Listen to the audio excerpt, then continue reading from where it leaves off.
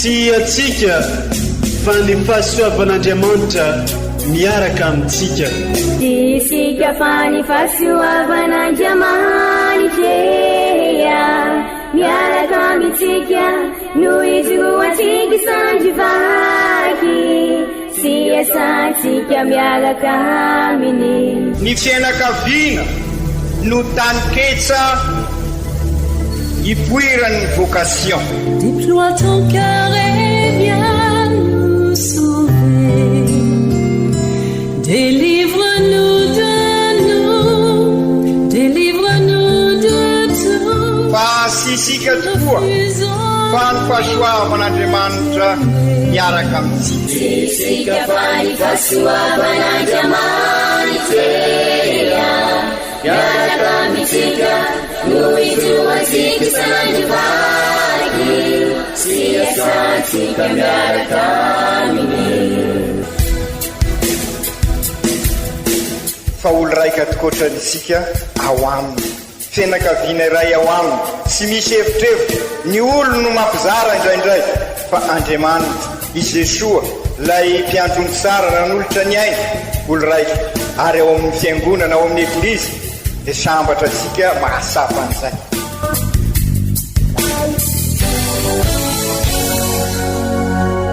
Olo araiky atsika atambatry ny fanahy masina kamiray, olo araiky ao amin'ny Kristy. Fandaram-pampianarana iaranao amin'ny son excellence Monseigneur Benjamin Marc Ramarson eto amin'ny radio Fania.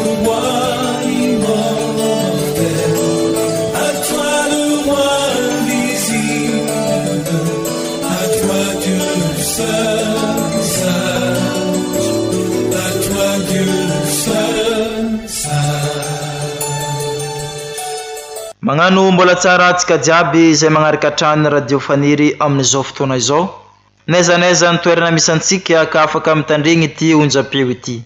Mbola agnatin'ny tanteraka amin'ny vanim-potoanan'ny Karemy atsika amin'ny ity alahady fahatelo amin'ny Karemy ity. Toizantsika ny ezaka ataontsika mba ahatotrarantsika ny tanjona amin'ny ity Karemy ity dia ny fandresentsika ny fahafatesana miaraka amin'ny Kristy. Amin'ny ity alahady fahatelo amin'ny Karemy ity dia omeny eglizy loha hevitra atsika dia ny hoe mibeba miova toetra fa ny tarehy ratsy no tsy azo ovana. Hoenontsika sy raisintsika ampitiavana ireo vaky teny masina omeny eglizy antsika amin'ny ity alahady fahatelo amin'ny Karemy taona D ity izay arahin'ny fampianaran'ny ray aman-drenitsika dia Monseigneur Archevêque Benjamin Marc Ramarson. Koa sainampitiavana antsika jiaby anjoy sy andray zegny atramin'ny farany.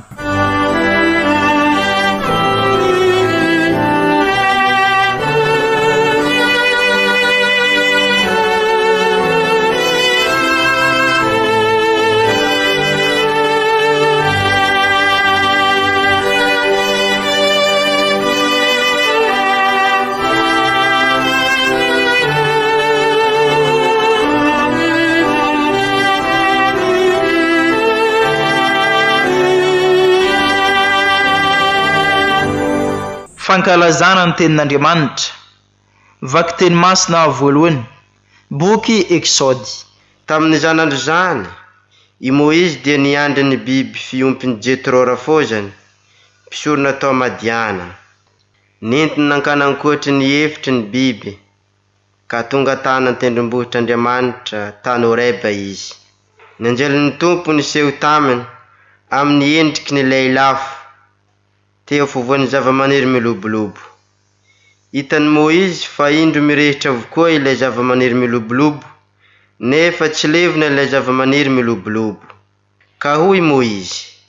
ndeha iola ka, andinika io fa hitana lehibe io, sy izay izay tsy mahalevona ny zavamaniry milobolobo. Hitan'ny tompo fa niolaka hijery izy, dia niantso Andriamanitra teo afovoan'ny zavamaniry milobolobo nanao hoe, ry Moïse, ka hoy ny navaliny, inty aho. Dia hoy Andriamanitra, aza manakaiky eto, esory ny kapa amin'ny tongotrao, fa tany masina io. Ary hoy koa izy, izaho n'Andriamanitra ny rainao, Andriamanitry Abrahama, Andriamanitry Isaka ary Andriamanitry Jakoba. Nosaronany Moizy ny tavany fa natahatra nijeran'Andriamanitra izy. Ary hoy ny Tompo hoe: efa hitako ny fahorian'ny vahoakako izay any Ejipta, ary eniko ny fitarenany no ny afitsiko ireo mpamoditry azy. Fantatro ny fijaliany ka hidina aho amonjy azy amin'ny tanany Egyptianina, hitondra azy miakatra avy amin'ity tany ity ho any amin'ny tany mahavokatra sy malalaka, tany tondra-dronoana matantely, dia any amin'ny tany onenany Kananianina. Komandehana ianao amin'izao, irahiko ho any amin'ny Faraona, hitondranao mivoaka ny zanak'Israely vahoakako. Ary hoy Moizy tamin'Andriamanitra: izao ary, dia ho any amin'ny zanak'Israely aho, ilaza aminy hoe irahan'Andriamanitry ny razanareo aho ho aty aminareo. Raha manontany izay anarany izy, dia hoana no havaliko azy ireo? Dia hoy Andriamanitra tamin'ny Moizy: izaho no ilay misy. Izany ho izy no avalinao ny zanak'Israely. Ilay misy no maniraka ahy ho aty aminareo. Dia hoy koa Andriamanitra tamin'ny Moizy: lazao amin'ny zanak'Israely hoe ny Tompo Andriamanitry ny razanareo dia ny Andriamanitry Abrahama, Andriamanitry Isaka, Andriamanitry Jakoba no naniraka ahy ho aty aminareo. Fa izany no anarako mandrakizay, izany no atsarovana hatramin'ny taranaka faramandimby. Izany ary ny tenin'ny Tompo, isaorana ne Andriamanitra.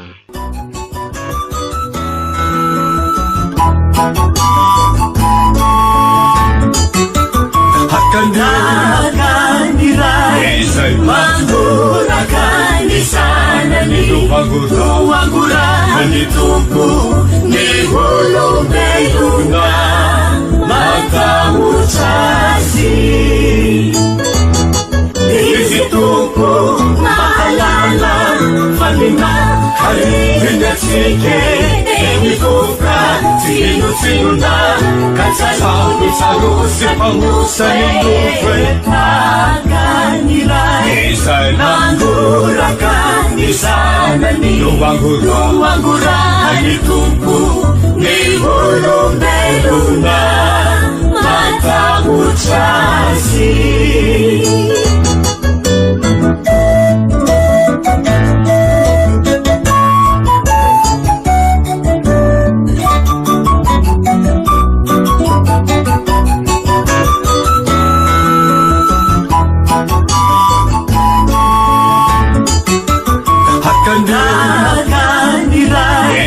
Manguraka ni sana ni Wangura ni Tompo ni hulumbeyuna makamuchasi Fakisika hulumbena Funika suwe hengatsaye Etindiuta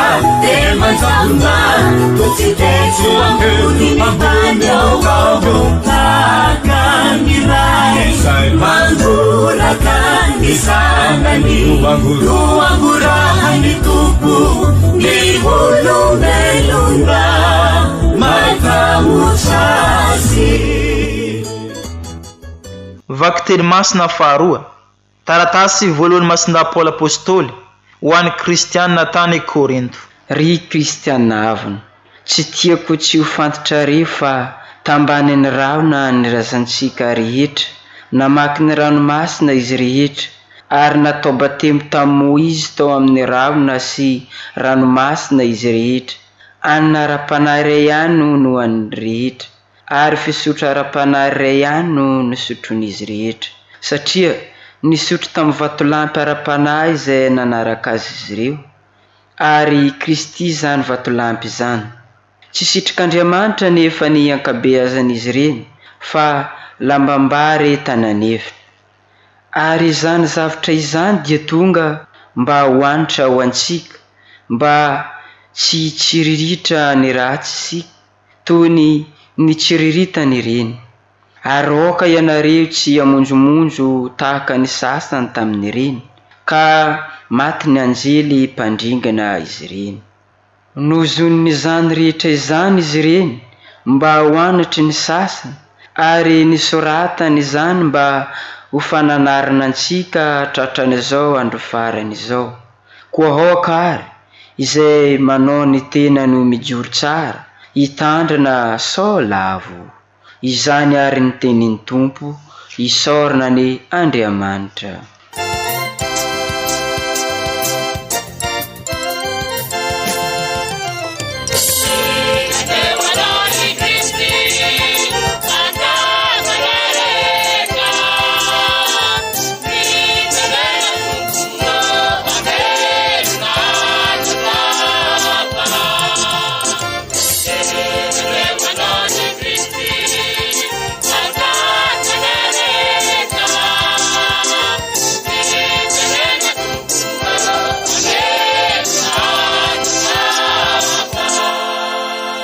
Ombatsika mianakavy aneny Tompo,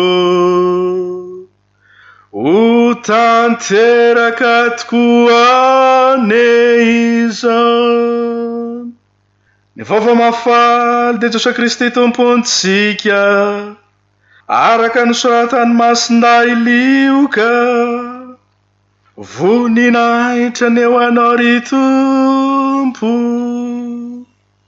Tamin'izany andro zany, nisy olo tonga nilaza tamin'i Jesosy ny nanjoan'ireo Galileana, fa nalatsaky Pilaty niaraka tamin'ny soron'izy ireo ny rany. Ary novaliany hoe, moa ataonareo fa ireny Galileana ireny dia mpanota mihoatra noho ny Galileana rehetra, matoa nozoin-doza toy izany? Tsia hoy izao aminareo, fa raha tsy mibebaka ianareo, dia ho very tahaka hazo avokoa ianareo rehetra. Na moa ataonareo fa ny olo 810 maty ny anjeran'ny tilikambony Siloe no meloko noho ny mponina rehetra atao Jerosalema? Tsia hoy izao aminareo, fa raha tsy mibebaka ianareo, dia ho very tahaka hazo avokoa ianareo rehetra. Dia nanao ity fagnoharana ity koa izy. Nisy lehilahy raiky nanana viavinam-bolena tamin'ny tanimboalobony, ka nankeo aminy mba hitady voa fa tsy nahita. Dia hoy izy tamin'ny mpiasa ny tanimboalobony, indro 7 taogno zay no tonga nitady voa amin'ny tia viavy ity aho, nefa tsy nahita. Koa kapao io, fa nahoana no manimba ny tany foana eo? Aro ny mpiasa namaly azy. Kare hoeo ihany izy amin'ity taogno ity tompoko, dia hoevohiko ny fotony sady asiako zeziky, angamba amoa izy, fa raha tsy zegny dia ho kapainao ihany izy.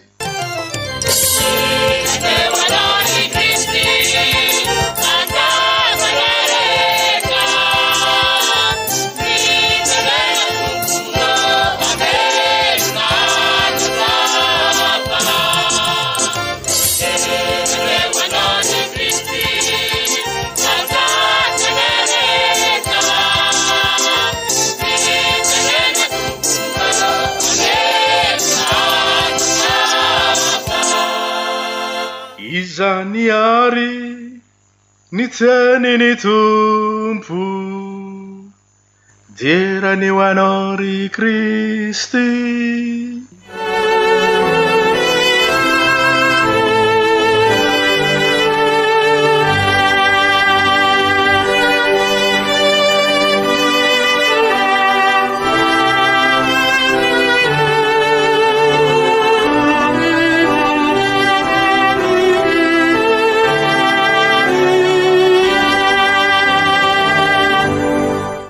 Kristiana ava malala, mizotra dia mizotra tokoa ny diasika makany amin'ny baka, ary miatrika ny ady afahasika mandresy ny rasy koa isika miaraka amin'ny Jesosy. Ka amin'izao alahady fahatelo izao dia izay tokoa ny votoato-kevitra idiny isika. Raha tamin'ny alahady lasa teo tokoa alahady faharoa amin'ny Karemy dia nitanjona ny andro isika no nibajinisika tamin'ny fivoan'ny tompo tare manoro asika sahady izay miandry isika vokatra ny baka izay fandalovana amin'ny fiainana tsy zarizary manambara fahafatesana vokatry ny fahotana izay manapotika ny fiainantsika izay ambara zay ka mitondra atsika amin'ny fisanganako velona miaraka amin'ny Jesosy io fanambarany fiovan'tare io miarany tsangana amintsika ka miditra amin'ny fiainam-baovao izany ny dikany fiovan'tare sady fankahirezana ho an'ireo mpianatra amakivaky an'ilay fizalian'i Jesosy no fanambarana ny fiainana miandry raha miara-maty amin'ny Kristy amin'ny fahotanitsika ka raha miara-mitsangana aminy amin'ny fiainam-baovao ny ainansika izany nandritra ny herinandro faharoa ny Karemy iny ary amin'izao araky ny nambarantsika teo mba ho aniteraka amin'ny fiainantsika tokoa izay dia mianso asika amin'ny fibebahana ny tenin'Andriamanitra amin'izao lahady fahatelo amin'ny Karemy izao ambaran'ireo vakiteny ary fa sy ho tanteraka naoviana zany fivampenitra antenaisika sy andraindraisika izany ka tonga sika tokoa ho EOV Eglizy olona velona manorina Eglizy tranon'Andriamanitra ilay fianakaviam-ben'Andriamanitra zany ho taranaka mpanorina ho mpivahiny fanantenana ho tabernakla velona ary amin'izao synode fafito amin'ny fijanonana fahatelo zao ahatonga sika EOV vita batemy mibebaka zany miaradia mandray atanana zary misionera tabernakla velona mamafy afaliana fiadanana fihavanana sady kristianina no malagasy amin'ny zao andro sarotra iainantsika izao ry kristianina havany malala aoka zavany resaka sy tanteraka izany raha sy mibebaka isika izany indrindra ny tanjon'izao synode izao sy ho tanteraka ny paka andraindraisika amin'izao taona jobily 2025 zao raha sy mibebaka isika miala amin'ny fahotana manapotika ny fiainantsika hoy ny papa ka miditra amin'ny fiainam-baovao ho paka hitondra fihavozana tokoa ho ansika amin'ny fiainana andavanandro amin'ny fiainam-pianakaviana amin'ny fiainan'ny eglizy fiombonana eglizy fototra eglizy iraka ary amin'ny firenensika izao paka vaovao izao ka entsika no renana tontolo-piainana vaovao ahatonga sika anana fivelarana amin'ny tontolo iainantsika sy amin'ny tontolo-pinoantsika ry kristianina hava malala mianso asika hibebaka iova tokoa ary ny eglizy amin'izao alahady fahatelo zao ka maniraka asika tahaka ny nanyrany an'i Moizy maniraka ny eglizy maniraka ny mpaminany maniraka asika sirairay anambara ny fibebahana amin'ireo manodidina asika isika izao no Moizy izay nitarika ny vahoaka hibebaka ka tahaka ny Moizy izay antsoin'Andriamanitra sy ny raina anambara ny fibebahana tamin'ny vahoakany sy ny Ezipsianina isika amin'izao fotoana izao fantatra sika fa sy mankaiza tamin'ny fiainan'ny Ezipsianina sy fiainan'ny vahoaka zao andro iainantsika zao ka mila vavolombelona mitarika amin'ny fibebahana ary zay no averimberiny ny papa Paul Fayenina sy pikabary no tadiaviny zao tontolo zao amin'izao andro iainantsika izao fa vavolombelona ka raha miainy pikabary izy dia ny teny ambarany pikabary dia amanambara ny fiainany manontolo ka izay indrindra ary aoka izanona ny kobaka ambava sy ny resaka be ambony vavahady ka oka isika anambara ny tena fibebahana ary io fibebahana io no mitondra atsika amin'ny fiainam-baovao ka izay indrindra ary ry kristianina havana miandry asika hibebaka ary hitarika ny manodidina atsika hibebaka ny vakiteny amin'izao lahady fahatelo izao ary efa mampandroso asika amin'ilay fiainam-baovao andrasa asika mipaka ho indrindra ny vakiteny voalohany esory ny kapa amin'ny tongotrao fa tany masina heto inona tokoa moa no ambaran'izany tenin'Andriamanitra izany sy inona fa manesitra ny kapa dia manambara fa iova hiala amin'ny fiainana sy zarizary manapotika ansika ka hiditra amin'ny fiainana vaovao ka izay indrindra aoka hiala amin'ireny fanapotehana ny tontolo iainantsika ireny sika zany hoe mampiova ny fifandraisantsika amin'ny tontolo iainantsika zay hoe esory ny kapa zany hoe miala amin'ireny zavatra manapotika ny tontolo iainan'ireny ka anisan'izany ny motro sy ny teviala sy maintsy esorisika tahaka ny kapasika anatiny ao koa amin'ny fifandraisantsika samitsika ny lainga ny fitapitaka ny risoriso ny erisetra ireny ny kapa manapotika ny tontolo mpiainansika andavanandro ka aoka esorisika ireny satria ny tany masina voalaza eo dia io fiainantsika io ka esorisika eo zay manapotika azy ka anisan'ny manapotika azy ny tsy fahamarinana ny lainga ny risoriso ny erisetra ka amin'izay mametraka ny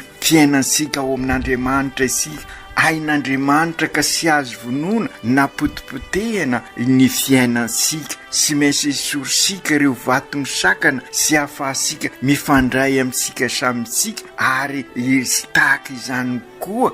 sy maintsy esorina izay vato misakana amin'ny fifandraisansika amintsika samitsika sy amin'Andriamanitra anisan'izany ny avinavina ny fitiavatena ny fialonana ny fiasaram-belasika ka izay ny dikany hoe mibebaka ary izay ny tiany ny lohevitra ambara amintsika amin'izao lahady FAHA-TELO zao ka raha milaza izy hoe ny tare rasy no sy azovana fa ny fanahy rasy azovana zany hoe esory io kapa mandrakotra ny tongotrao mandrakotra ny fiainanao io satria fiainana sarobidy ny ao amin'ny fiainansika aokary ho tahaka ny afatr'Andriamanitra tamin'ny Moizy esorisika ny rasy ka anaraka an'Andriamanitra isika matetika sika milaza hoe ady sady dia ny fiainana ady amin'ny rasy ka aokary edivasika ny rasy fa sy ny olona no edivasika zany hoe esory ny rasy fa aza ny olona ny pitehana ny rasy no ediva no isika ka izay no esorina fa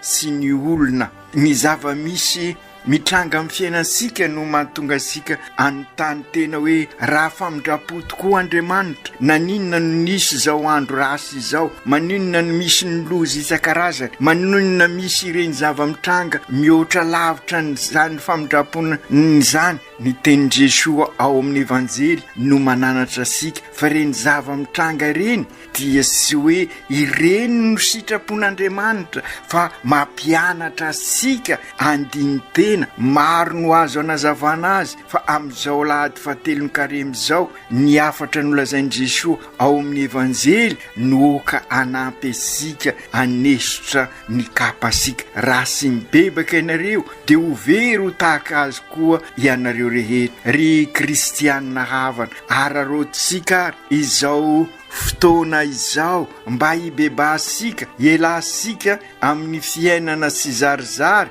ka ametraka fiainam-baovao ao amin'Andriamanitra fa indrindra moa amin'izao taona jobily izao ka manasa asika rehetra ary anatona ny famindrapon'Andriamanitra hibebaka ary sy vitany hibebaka fa entan'ny fahasoavan'Andriamanitra isika dia hanavao ny fiainansika ka izany indrindra no anetanana asika sahady satria izay ndikany pelerinage iarahantsika manao amin'ny lamontaigny mba hibanzinasika ny lalany azo fizaliana ka niezaka ataosika miakatra dia manambara zavadalina mba hiakatra koa ny fiainasika sy hirefarefa amin'ny tany izany tokoa no amafisin'ny mason-dahapolo ao amin'ny vakiteny faharoa manamafy izy fa sy maintsy andray lesona amin'ny zavatra teo aloha isika mba hidiratsika amin'ny fiainam-baovao mba hanavao ny fiainansika ka ho fiainana misy an'Andriamanitra ny fiainansika izay ry kristianina havana ny dikany hoe mibebaka mametraka an'Andriamanitra eo anivon'ny fiainana sy ivon'ny fiainansika ka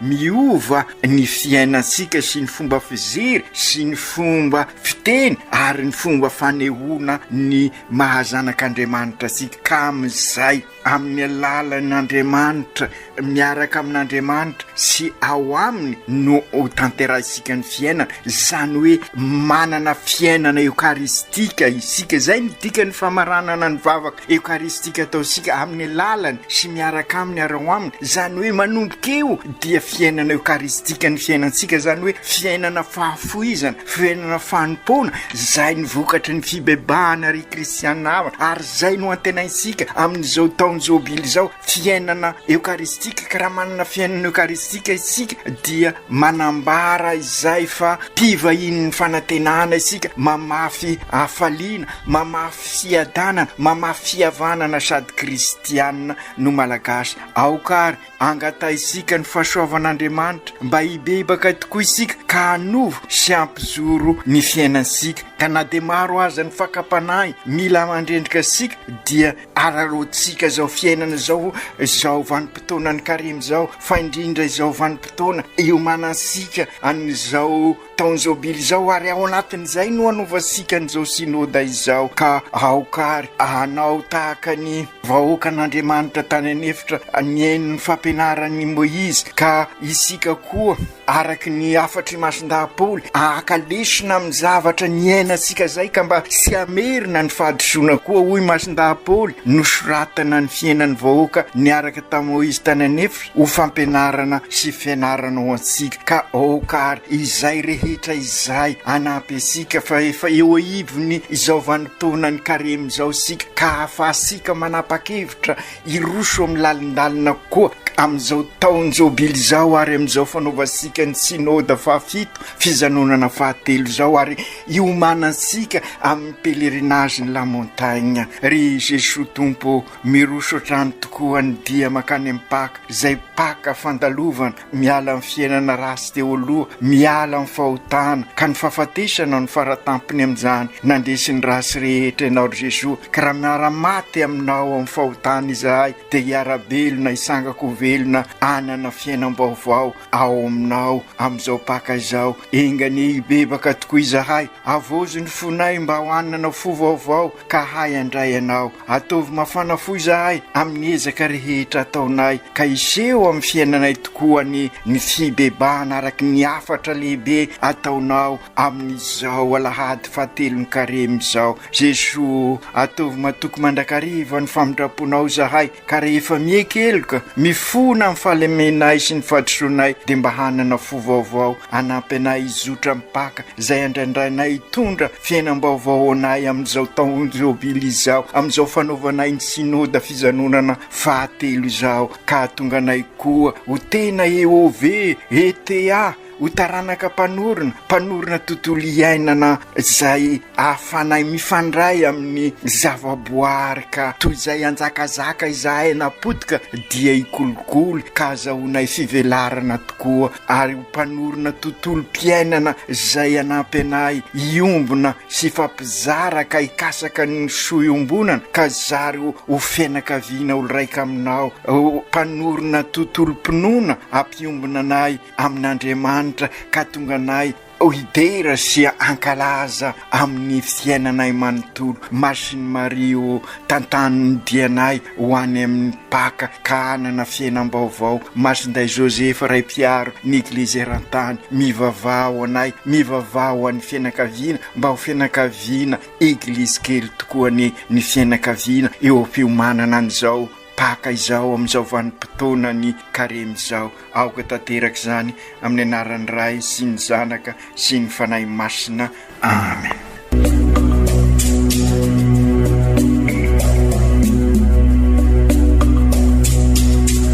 Tsy atsika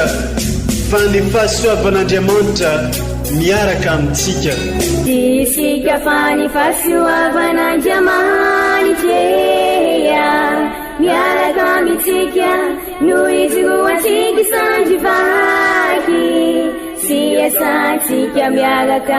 aminy ny fianakaviana no taniketsa ipoiran'ny vocation. Déploie ton cœur et viens sauver. Délivre-nous de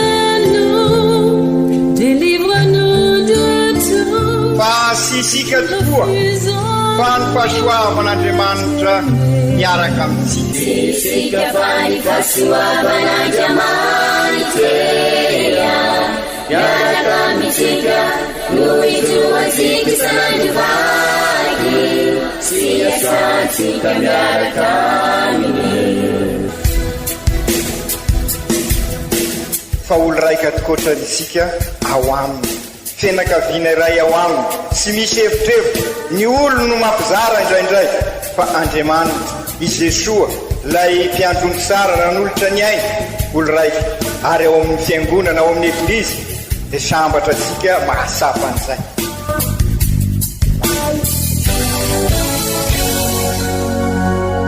Olo araiky atsika atambatry ny fanahy masina Karemy, olo araiky ao amin'ny Kristy. Fandaram-pampianarana iarahanao amin'ny son excellence Monseigneur Benjamin Marc Karamarson eto amin'ny radio Fania.